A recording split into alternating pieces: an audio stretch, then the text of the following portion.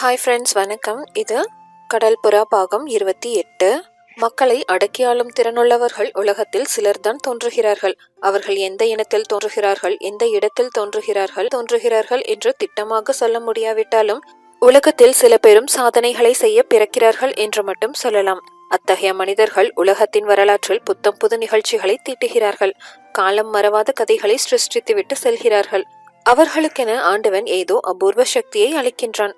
அந்த சக்தியால் வலுவடைகின்றன அவர்கள் செயல்கள். தமிழகத்தின் வரலாற்றில் பொன் கதையொன்றை புனைந்து பேரிலக்கியம் ஒன்றும் உருவாக வாய்ப்பளித்த கருணாகர பல்லவன் அத்தகைய அபூர்வ சக்தி வாய்ந்தவன் என்பதை அக்ஷயமுனை கோட்டை தலைவனான பலவர்மன் சித்ரா பௌர்ணமியின் அந்த இரவில் சந்தேகத்திற்கு இடமின்றி உணர்ந்து கொள்றான். அந்த கடற்கரை மணலில் எத்தனையோ நடனங்களை நடத்தி இருந்தாலும், நடனங்களை சாக்காக வைத்துக்கொண்டு எத்தனையோ காரியங்களை சாதித்திருந்தாலும், எத்தனையோ பேர்வழிகளை பழி வாங்கி இருந்தாலும், மற்ற ஆண்டுகளில் நடனத்துக்கு வந்த உறுதியுடனும் திடத்துடனும் அன்றைய இரவு நடனத்துக்கு பலவர்மன் வரல. சொர்ணபூமியின் பூர்வ குடிகளின் தலைவர் நால்வரும் வந்தால் குழப்பமும் பூசலும் விளையும் என்பதை திட்டமாக அறிந்திருந்த பலவர்மன் அத்தகைய பூசல்களையும் குழப்பத்தையோ சாதாரணமாக விரும்பும் அக்ஷயமுனை தலைவன் அன்று மட்டும் குழப்பத்தையோ பூசலையோ அடியோடு விரும்பல.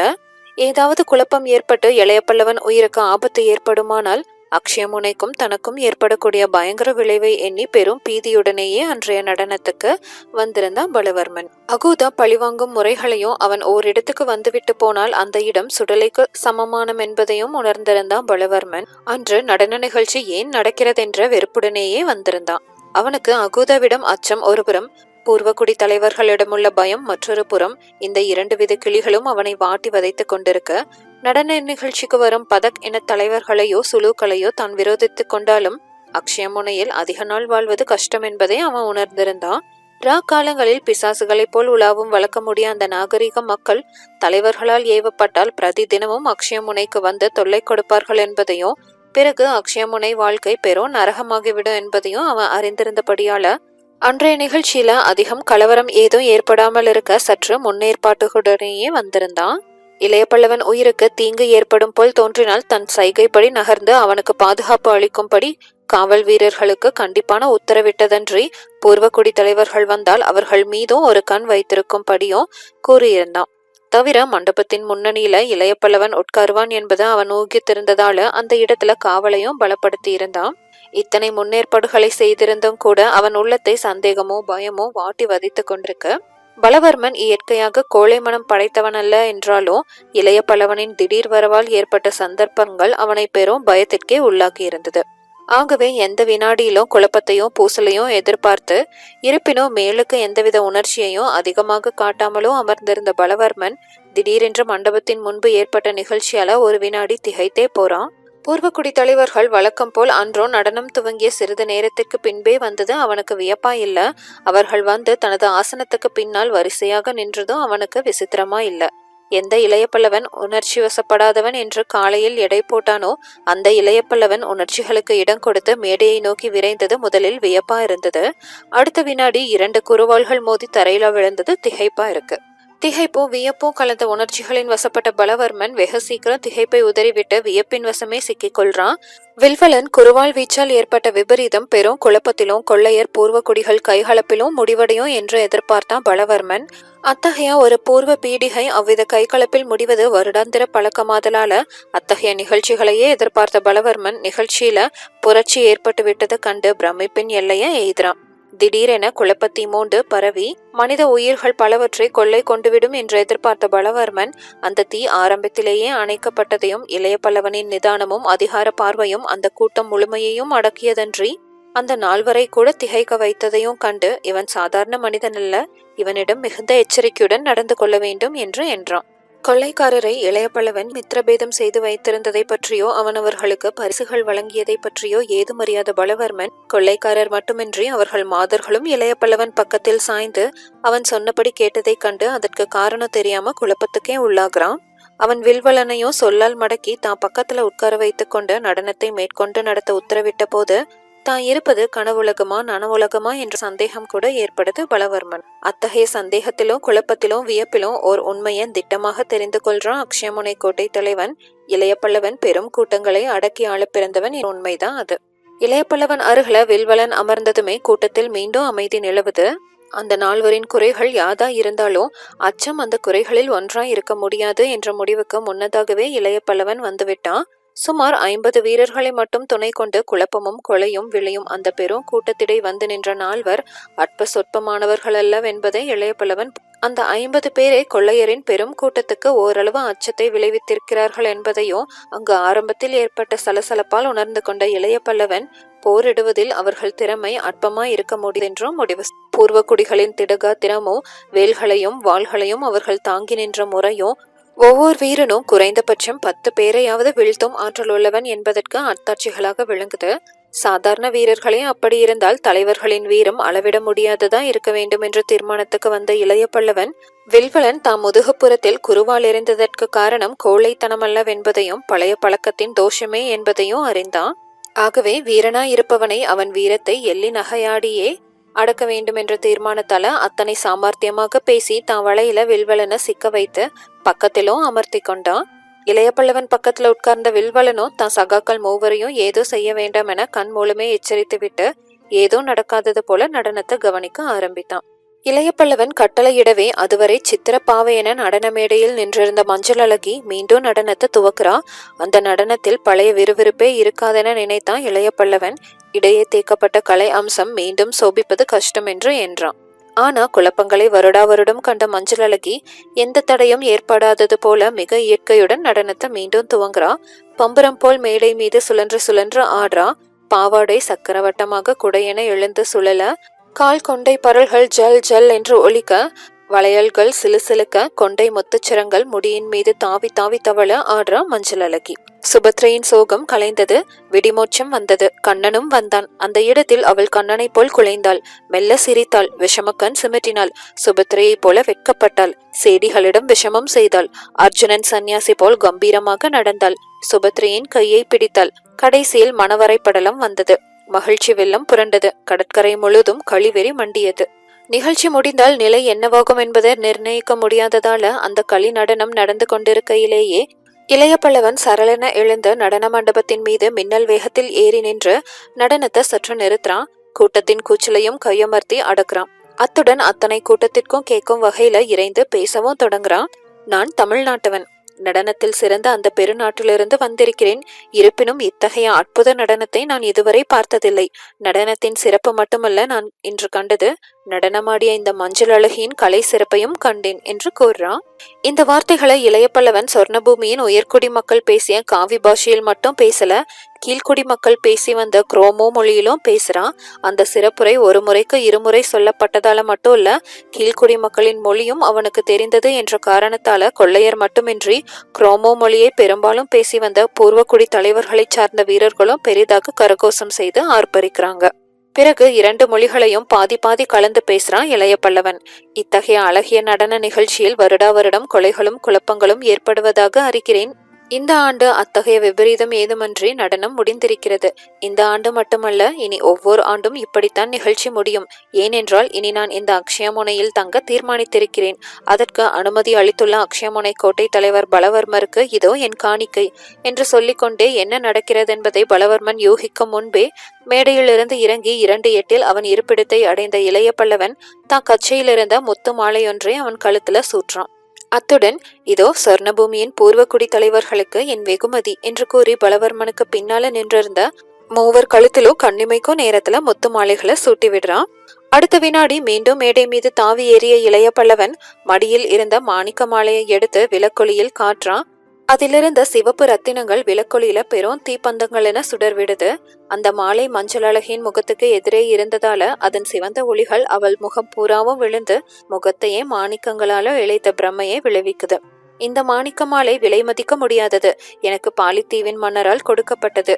இது அரச வம்சத்தை அலங்கரிக்க வேண்டிய பொருள். ஆகவே உங்கள் நடன அரசிக்கு நடன மாணிக்கத்திற்கு இதை நான் பரிசாக அளிக்கிறேன் என்று மஞ்சள் அழகின் கையில மாலைய கொடுக்கிறான். அன்றிரவு ஏற்பட்ட பல நிகழ்ச்சிகளாலும் நிதானம் குன்றாத மஞ்சள் அழகி மகிழ்ச்சியுடன் அந்த மாலையை பெற்றுக்கொள்றா. கழுத்திலோ அணிந்து அழகு பார்க்கிறா. கூட்டத்தின் மகிழ்ச்சி கூச்சல் வானை பிளக்குது. இத்துடன் இந்த விழா முடிகிறது என்று அறிவிக்கிறான் இளைய பல்லவன்.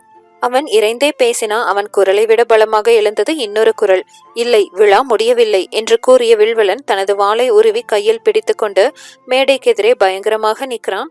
என் ஆசையை தீர்ப்பதாக உறுதி கூறியிருக்கிறாய். அது தீர்ந்த பிறகுதான் இந்த விழா முடியும். இல்லையேல் நீ முடிந்து விடுவாய். இங்கு மற்றும் பலரும் முடிந்து விடுவார்கள். எடுவாளை என்று கூறிக்கொண்டே மேடை மீது ஒரு காளையும் எடுத்து வைக்கிறான். கூட்டம் மீண்டும் பயத்தின் வசம் சிக்குது. பெரும் விபரீதம் அடுத்தபடி நேரிடுவதை தடுக்க முடியாதென பலவர்மனும் முடிவுக்கு வரான். அதுவரை அச்சம் தோன்றாத மஞ்சள் அழகின் முகத்திலும் அச்சத்தின் சாயை பெரிதாக படருது. அது மட்டுமல்ல, இளைய பல்லவன் இடையில் அவன் வாள் இல்லாததையும் கவனித்ததால மூர்ச்சை போடும் நிலைக்கு அவள் வந்துடுறா. தன் பக்கத்தில் நின்ற தோழி ஒருத்தியின் தோளில் கையை போட்டு சற்று நிதானித்துக் கொள்ள முயல்றா.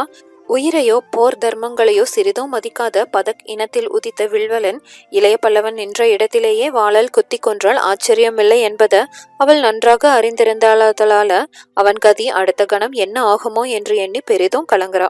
வில்வலன் மேற்கொண்டும் பேசத் தொடங்கி எடுவாளை என்று சொன்னதும் அவன் உடனடியாக கொலை தொழிலில் இறங்க மாட்டான் என்ற எண்ணத்தால அவளுக்கு சிறிது சுரணை வந்தாலும் எடுப்பதற்கு வாளேதும் இளைய பல்லவனிடம் இல்லாததாலும் இடையில் செருகியிருந்த குறுவாளை கொண்டு வில்வலனுடைய பெருவாளுடன் போரிடுவது தற்கொலைக்கு சமம் என்று அவள் கருதியதாலோ ஆரம்பத்தில் ஏற்பட்ட அச்சம் அவளை கவ்வியே நிக்குது.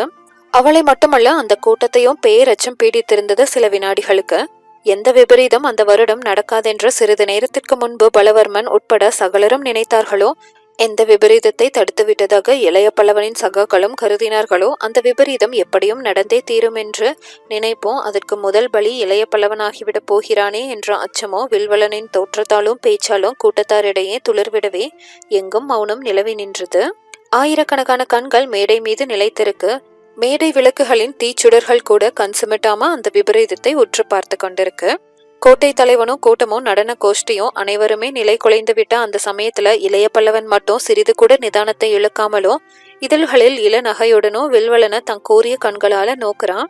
அங்கு சூழ்ந்திருந்த மௌனத்தையும் அவனே மெல்ல கலைத்து, மன்னிக்க வேண்டும், நடனம் அளித்த மயக்கத்தில் உங்களுக்கு கொடுத்திருந்த வாக்குறுதியை மறந்துவிட்டேன் என்று வில்வலனை நோக்கி கூறியதன்றி, நான் இங்கு நடன நிகழ்ச்சிக்கு வந்தேன். இந்த புது நிகழ்ச்சியை எதிர்பார்க்காததால் வாளை எடுத்து வரவில்லை. ஒரு நிமிஷம் அவகாசம் கொடுங்கள் என்று பணிவுடன் சொல்லிக்கொண்டே அவன் என்ன செய்ய போகிறான் என்பதை வில்வலன் ஊகிக்கும் முன்பே வில்வலன் கைவாளை தன் இடது கையால ஒதுக்கிவிட்டு அவனை தாண்டி மணலில் குதித்து கண்ணிமைக்கோ நேரத்துல கண்டியத்தேவனை அணுகி அவன் இடையில இருந்த வாளை உருவி கையில் எடுத்து கொள்றான். இளைய பல்லவனின் கூர்மையான கண்கள் நோக்கிய போதே இந்த பார்வையின் காந்த சக்தியில் சிக்கிய வில்வலனின் பயங்கர கண்கள் சற்று சலனப்பட்டதாலோ அந்த சலனம் தீரும் முன்பாகவே இளைய பல்லவன் பேச்சு கொடுத்து கொண்டு சாதாரண தடையை தள்ளுவது போல தன் வாளை ஒதுக்கி தள்ளிவிட்டு மணலில் குதித்து தான் திரும்பும் முன்பாகவே வேறொருவன் வாளை கையில் பிடித்து கொண்டதை கண்டதாலோ, அப்படி ஓர் அசாதாரண துணிவையும் துரிதத்தையும் அவன் கனவிலும் அன்று வரை காணாததாலோ சில வினாடிகள் அசந்தே போறான்.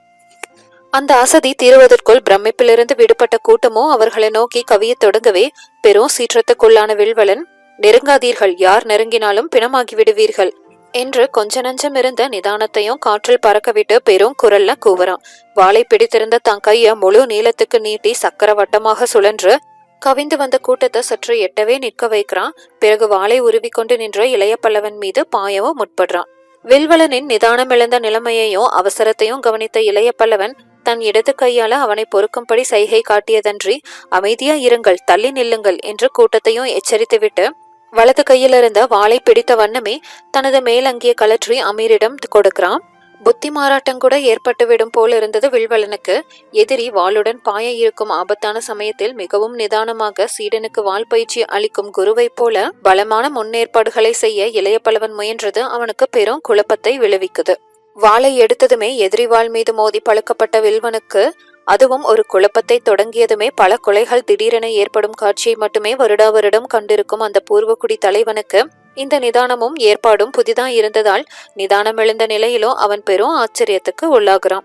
அப்படி அவன் ஆச்சரியத்தின் வசப்பட்டு நின்ற சமயத்துல போரிட தயாரான அந்த இருவருக்கும் இடையில் பலவர்மன் தன் காவலர் இருவருடன் புகுந்தான். பெரும் வேல்களை ஏந்தி நின்ற காவலர் கோட்டை தலைவன் கண்ணசைத்தால் வில்வலன் மீது வேலெறிவதற்கு தயாரா இருந்தாங்க. தன்னை நோக்கிய அந்த ஈட்டி முனைகளையும் கல்லென உணர்ச்சி ஏதுமற்ற முகத்தை வைத்துக்கொண்டு எதிரே நின்ற பலவர்மனையும் கண்ட வில்வலன் சித்தத்தில் வியப்பு மறைந்து மீண்டும் கோபம் தலை தூக்கியது. பலவர்மா, இதில் நீ தலையிடாதே, அகன்றுவிடு, இல்லையேல் என்று வில்வலன் மீதி பேச்சு முடிக்காம விட்டாலும் அவற்றின் முடிவு எதுவா இருக்கும் என்பதை உணர்ந்து கொண்ட பலவர்மன் உணர்ச்சி ஏதுமற்ற வறண்ட குரல்ல சொல்றான். வில்வலா, இத்தனை வருடங்களாக உன் செய்கை எதையும் நான் ஆட்சேபித்ததில்லை. நீ செய்த கொலைகளில் கூட நான் தலையிடவில்லை. அவற்றை பற்றி விசாரித்ததும் இல்லை. ஆனால் இந்த சண்டையில் தலையிட வேண்டிய அவசியம் இருக்கிறது அப்படிங்கிறான். என்ன அவசியம் என்று சீர்றான் வில்வலன். இந்த கோட்டையின் நலன், உன் இனத்தாரின் நலன், இந்த கடற்கரைவாசிகளின் நலன் எல்லாம் இந்த சண்டையை தடை செய்ய வேண்டிய அவசியத்தை ஏற்படுத்தி இருக்கிறது அப்படிங்கிறான் பலவர்மன். இப்படி பலவர்மன் பேசிக்கொண்டிருக்கையில வில்வலனின் சகாக்கள் மூவரும் உருவிய வாளுடன் வில்வலனுக்கு பின்னால நெருங்கி வந்து விடுறாங்க. அவர்கள் அழைத்து வந்த 50 வீரர்களும் அவர்களை காத்து அடை போல் பின்னால் அணிவகுத்து தொடர்றாங்க. அதை கண்ட கொள்ளை கூட்டத்தின் ஒரு பகுதி அந்த 50 பூர்வக்குடி மக்களையும் நோக்கி நகருது. பலவர்மன் கண்கள் நாட்புறமும் சுழலுது. அவற்றின் ஜாடை கண்ட கோட்டை காவலர் 20-30 பேர் திடீரென வந்து கொள்ளையருக்கும் பூர்வக்குடிகளுக்கும் இடையே தடையாக நிக்கிறாங்க. தடுக்காதே, விடுவழியை என்று கொள்ளைக்காரன் ஒருவன் கத்துறான். மற்றும் பலர் தடுக்காதே தடுக்காதே என்று கூவுறாங்க. பலவர்மனின் அதிகார விழிகள் மிகுந்த வஞ்சகத்துடனோ பயங்கரத்துடனோ அந்த கொள்ளை கூட்டத்தை நோக்குது. இந்த பூர்வக்குடியில் ஒருவர் தொடப்பட்டாலும் உங்களில் 10 பேர் வெட்டுப்பாறைக்கு வர வேண்டியதிருக்கும் என்று கடுமையுடன் சொற்களை அவன் உதடுகளும் உதிர்க்குது. அவன் கொடுமையின் எல்லையை உணர்ந்ததாலோ என்னவோ முன்னேறிய கொள்ளையர் சற்று தேங்கி நிற்கிறாங்க. இந்த சமயத்துல வில்வலன் பயங்கரமாக நகைக்கிறான். அவர்களை தடுக்க வேண்டாம் பலவர்மா, அவர்கள் வரட்டும், என் வீரர்கள் பதில் சொல்வார்கள் என்ற அந்த பயங்கர நகைப்புக்கிடையே பேசிய அந்த பதக் இன தலைவன், என்னையும் தடுக்காதே, வழியை விட்டு விலகினேல் என்று இறைறான். பலவர்மன் நின்ற இடத்தை விட்டு நகரல. நீ கொல்ல முயலும் அந்த வாலிபன் யார் தெரியுமா என்று கேட்கிறான். தெரியாது, தெரிய வேண்டிய அவசியம் இல்லை. அவசியம் இருக்கிறது. பலவர்மனின் சொற்கள்ல எச்சரிக்கை ஒலிக்குது. என்ன அவசியம்? கோட்டை நலனை பற்றிய அவசியம். இவன் அழிந்தால் கோட்டை அழிந்து விடுமா? ஆம். ஏன்? இவன் அகோதாவின் உபத்தலைவன்.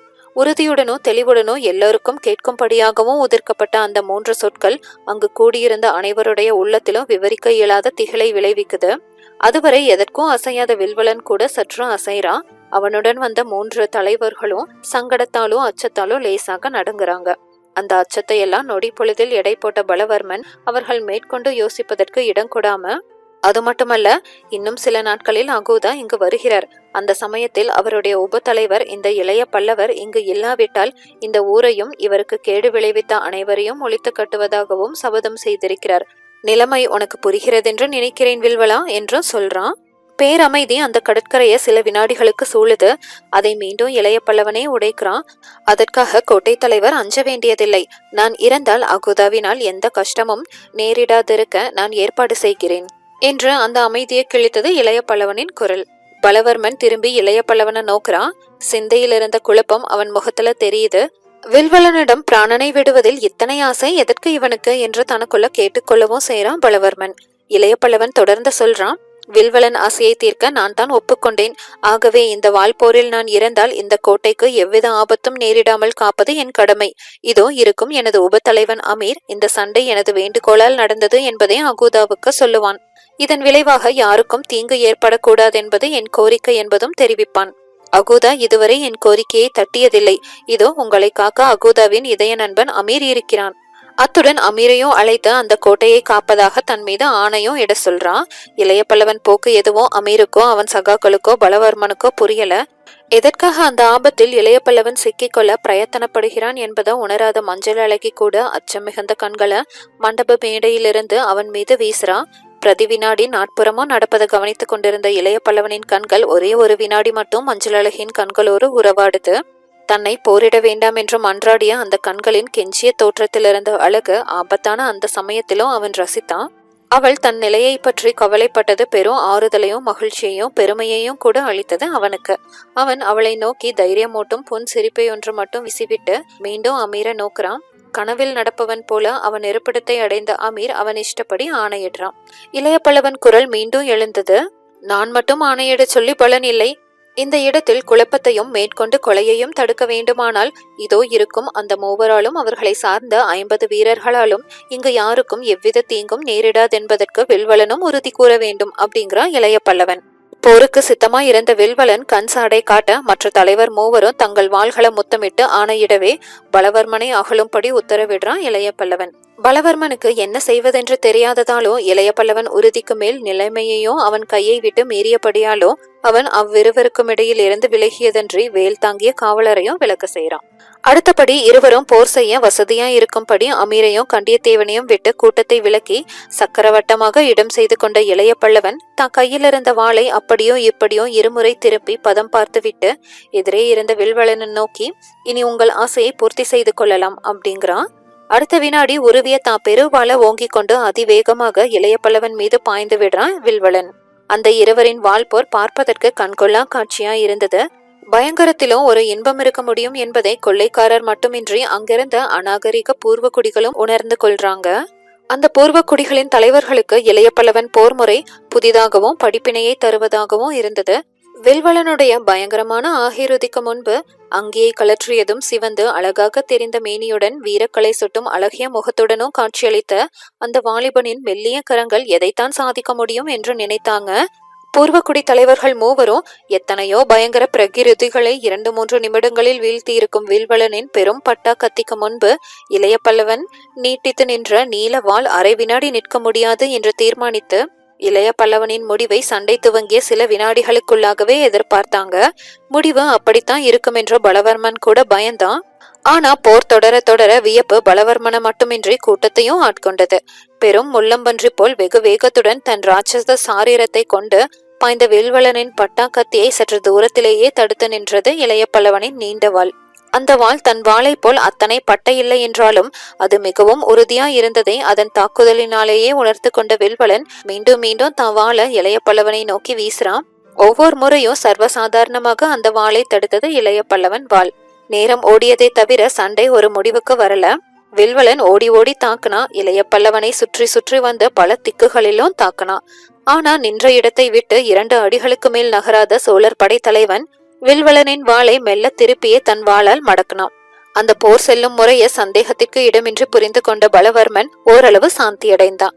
அதிகமாக குதிப்பதாலும் தாவுவதாலும் கையை வேக வேகமாக தூக்கி தூக்கி கீழே கொண்டு வருவதாலும் வில்வலன் தன் சக்தியின் பெரும் பாகத்தை இழந்து விட்டதையும் உடலெல்லாம் வியர்த்து உடை நனைந்து பெருமூச்சு விட ஆரம்பித்து விட்டதையும் இளைய பல்லவனோ தன்னை எந்த விதமாகவும் சளைக்கும்படி செய்து கொள்ளாமலும் தற்காப்பு போர் செய்வதையும் கண்டு முடிவு பயங்கரமாய் இருக்காதென்று தீர்மானத்துக்கு வர்றான் அக்ஷயமுனை தலைவன். போரின் போக்கு கொள்ளையருக்கும் புரிந்ததால அவர்கள் ஆனந்த கூச்சலிடுறாங்க. ஆரம்பத்தில் திகைத்த அவர்கள் மாதர்களில் சிலர் வில்வலன் ஓடி குதிப்பதை கண்டு கேலி செய்து நகைக்கவும் முற்படுறாங்க. வில்வலன் நிதானம் இழுக்கிறான். முன்னை விட அதிக வேகத்துடன் போரிடுறான். போரிட போரிட எதிரே வாளை சுழற்றிய வாலிபனின் பலமோ சாமர்த்தியமோ அவனுக்கு தெல்லென புரியுது. தான் அதுவரை வாழ்வில் சந்திக்காத ஒரு இணையற்ற வாள் வீரனை சந்தித்து விட்டதையும் ஆழம் தெரியாமல் காலிட்டு கொண்டதையும் உணர்ந்த வில்வலன் வேண்டுமென்றே எலியுடன் விளையாடும் பூனை போல தன்னுடன் இளைய பல்லவன் விளையாடுகிறான் என்பதையும் புரிந்து கொள்றான். ஆனா அவன் இதயத்துல அச்சமும் புகுந்து கொள்ளுது. தான் மரணம் சமீபத்து விட்டதை அறிந்த வில்வலன் வீரமரணம் எய்த துணிந்து இளைய பல்லவனை வெகு அருகில நெருங்கி தவால நன்றாக வானில் ஓங்கி திடீரென இளைய பல்லவனின் தலையின் மீது இறக்குறான். வில்வலன் பார்வையில் இருந்த உறுதி, வாள் இறங்கிய வேகம் இரண்டையும் கண்ட கூட்டம் இளைய பல்லவன் இறந்தான் என்றே தீர்மானித்தது. அந்த தீர்மானத்தால சோக மூச்சு விட முயன்ற மறுகணமே கூட்டத்தின் சோக மூச்சு மகிழ்ச்சி கூச்சலாக மாறுது. அடுத்த கணம் இவ்வில்வலனின் பெரிய வாள் ஆகாயத்துல பறந்து பந்த ஒளிகள்ல பளபளத்து வெகு தூரத்துல போய் விழுது. இரவு நிகழ்ச்சி அந்த கட்டத்துடன் முடிந்திருந்தால் மகிழ்ச்சி முடிவு அன்று ஏற்பட்டிருக்கும். ஆனால் அடுத்த வினாடியே எதிர்பாராத விபரீதம் ஒன்று அங்கு நிகழ்ந்தது. ஒரு கொலை நடக்கவே நடந்தது. இரத்தக்கரை மணலில் படிந்தது. அது என்னங்க, அடுத்த பகுதியில பார்க்கலாம். தேங்க்யூ.